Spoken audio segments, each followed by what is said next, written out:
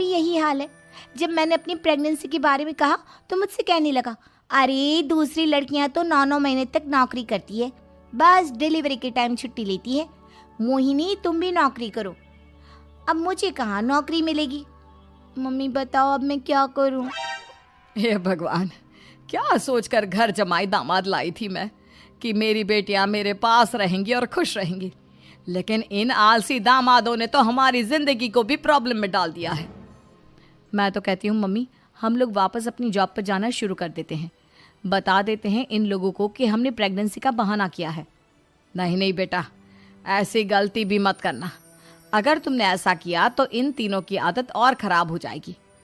अरे आज नहीं तो कल कभी तो तुम प्रेग्नेंट होगी, तब वापस यही प्रॉब्लम आएगी। तब क्या करोगी तुम तीनों? हाँ मम्मी, आपकी बात तो बिल्कुल सही है। इन लोगों को तो सुधारना ही पड़ेगा। लेकिन कैसे? अपने बच्चों के आने की खबर सुनकर भी इन लोगों पर कोई असर नहीं हो रहा। पैसे कमाने के लिए घर से बाहर निकलना ही नहीं चाहते ये तीनों। अब मेरे दिमाग में एक प्लान आया है। तुम तीनों चिंता मत करो, उन तीनों को बुलाओ, फिर मैं बात करती हूँ। थोड़ी देर बाद कावेरी जी अपने तीनों दामादों को सामने बुलाकर अपनी बात कहना शुरू करती हैं। अविनाश, सुमित और विवेक, देखो बेटा, मैं ना तुम तीनों से बड़ा प्यार करती हूँ, इसीलिए तो तुम्हें घर जमाई बना कर रखा है मैंने। अरे मम्मी जी, सीधे सीधे कहिए ना, क्या बात है? प्यार तो हम भी आपको बहुत करते हैं। अरे मम्मी जी, आपकी इज्जत भी बहुत करते हैं।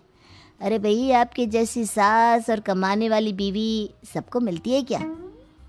हाँ मम्मी, विवेक और सुमित ठीक कह रहे हैं। आपकी बेटी से शादी करके मेरी तो ज़िंदगी ही अच्छी हो गई है। जानती हूँ मैं, और ये भी जानती हूँ कि तुम तीनों अपने अपनी बीवियों से बहुत प्यार करते हो। बेटा, बात ऐसी है कि हमारे कुल गुरु ने कहा है कि प्रेग्नेंट होने के बाद मेरी तीनों बेटियां शुरू के 4 महीने हमारे गांव में जाकर रहेगी, जहां मेरे चाचा जी रहते हैं। अरे लेकिन क्यों मम्मी, गांव में जाकर रहने की क्या ज़रूरत है इन तीनों को? वो क्या है ना बेटा, हमारे परिवार को एक श्राप है। अगर मेरी बेटियों ने यहाँ पर बच्चा पैदा करने की कोशिश की तो उनके बच्चों को कुछ भी हो सकता है। इसलिए अब से लेकर 4 महीने पूरे होने तक इन्हें गांव वाले घर में रहना पड़ेगा। हाँ तो इसमें प्रॉब्लम क्या है मम्मी जी? हम भी वहाँ जाकर रहेंगे, पिकनिक मनाएंगे। अरे भाई, बीवी जहाँ हम भी वहाँ। हाँ यार, आइडिया तो बहुत अच्छा है। शहर की ज़िंदगी में रह रहकर परेशान हो चुके हैं, अब कुछ दिन गांव में बिताएंगे। तुम लोग समझने की कोशिश क्यों नहीं करते?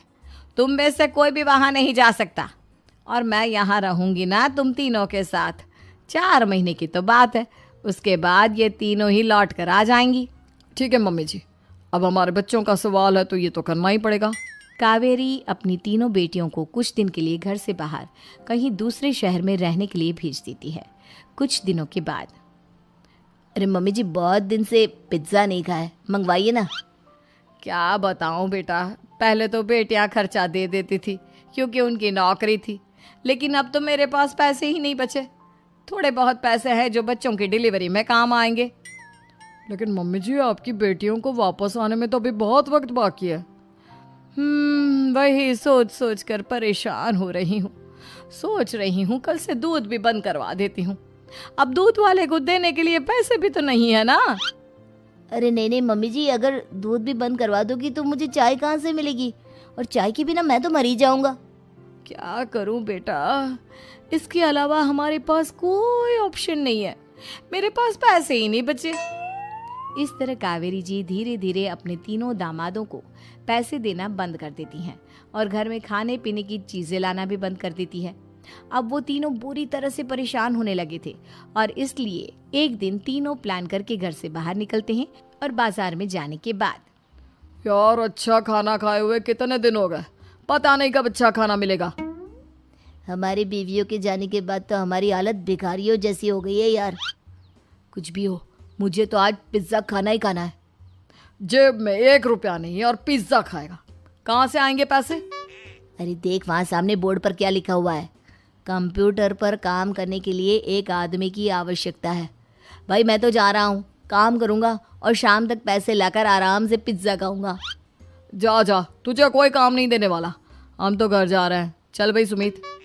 सुमित और अविनाश वहाँ से चले जाते हैं और विवेक उस कंप्यूटर शॉप पर सारा दिन काम करके 5,000 रुपये कमा कर घर लौट कर आता है और अपने खाने के लिए अच्छी अच्छी चीज़ें भी लेकर आता है। ये देखकर विवेक और सुमित के दिल में भी कुछ पैसे कमाने की इच्छा जागती है।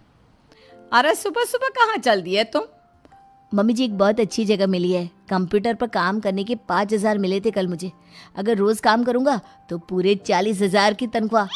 अरे वाह, ये तो बहुत अच्छी बात है दामाद जी, आपको जाना ही चाहिए। सुमित और अविनाश विवेक को इस तरह तरक्की करते देखकर परेशान हो जाते हैं और वो दोनों भी काम की तलाश में निकल पड़ते हैं। धीरे धीरे उन दोनों को भी काम मिल जाता है। अब कावेरी के तीनों दामाद छोटी मोटी नौकरी करके अच्छा पैसा कमाने लगे थे। एक दिन कावेरी उन्हें अपने पास बुलाती है। अरे वाह, विवेक 40,000 कमा लेता है, अविनाश 60,000 और सुमित तुम भी 40,000 के आसपास कमा ही लेते हो। कुल मिलाकर तुम अच्छे खासे पैसे कमा रहे हो बेटा। हाँ मम्मी जी, बहुत मजा आता है जब महीने के एंड में मोटी रकम हाथ में आती है। पूछिए मत मम्मी जी, घर में रहकर रोटी बना बना कर और तो जैसा महसूस होने लगा था मुझे तो। हाँ बेटा, तुम तीनों की बात तो बिल्कुल ठीक है। और जानते हो, अब तुम तीनों की पत्नियां भी वापस लौट कर आने वाली है। लेकिन मम्मी जी, अभी तो उन्हें गए सिर्फ 2 महीने हुए हैं। आपने तो कहा था वो 4 महीने के बाद लौट कर आएंगी। ऐसा कुछ नहीं है बेटा, मैं सिर्फ तुम तीनों को सबक सिखाना चाहती थी कि आदमी घर में बैठकर बीवी की कमाई खाता हुआ अच्छा नहीं लगता। इस दुनिया में हर इंसान को मेहनत करनी चाहिए, काम करना चाहिए, चाहे वो औरत हो या आदमी, ताकि अपने परिवार को संभाल सके। कावेरी की बात सुनकर उन तीनों को अपनी गलती का एहसास होता है और कावेरी उन्हें सच बता देती है कि ईशा, सुहाना और मोहिनी शहर में ही कहीं दूसरी जगह रह रहे थे। शाम के वक्त उन तीनों की पत्नियां लौट कर आ जाती है और कावेरी जी का परिवार एक खुशहाल परिवार की तरह रहने लगता है।